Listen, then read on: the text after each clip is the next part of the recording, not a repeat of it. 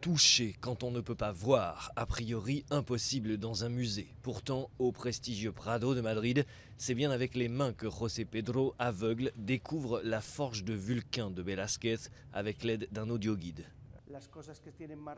Ce qui est plus en relief est plus proche de celui qui voit le tableau. Ce qui est moins en relief est plus au fond, donc tu peux te faire une petite idée de ce qu'est la perspective. De la forge de Vulcain à la Joconde, 6 reproductions en relief de grandes œuvres. Les originaux sont globalement respectés, les proportions notamment, mais priorité aux sensations. C'est compliqué pour un non-voyant de se faire une idée, de se construire une image mentale de ses œuvres. Donc nous avons recherché des tableaux qui soient porteurs d'informations, mais aussi qui soient compréhensibles.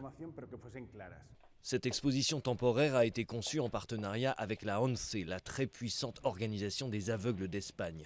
Pour elle, les musées sont trop souvent inadaptés au public qui souffre d'un handicap. Le thème de l'accessibilité universelle facilite les choses pour tout le monde. N'importe qui peut au cours de sa vie souffrir d'un handicap, même provisoire.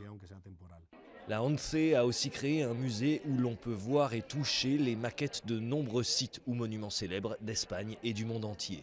Du Palais Royal de Madrid à la Tour Eiffel, en passant par la Statue de la Liberté ou encore la Basilique Sainte-Sophie d'Istanbul. Toucher encore, mais cette fois des étoffes, des tissus, des vêtements de toutes les époques. C'est au musée du costume, toujours à Madrid, où un espace a été spécialement conçu pour les aveugles. Toucher, sentir, entendre, c'est très important. Comme je ne vois pas, je dois compenser par les autres sens et les mains t'apprennent beaucoup, énormément.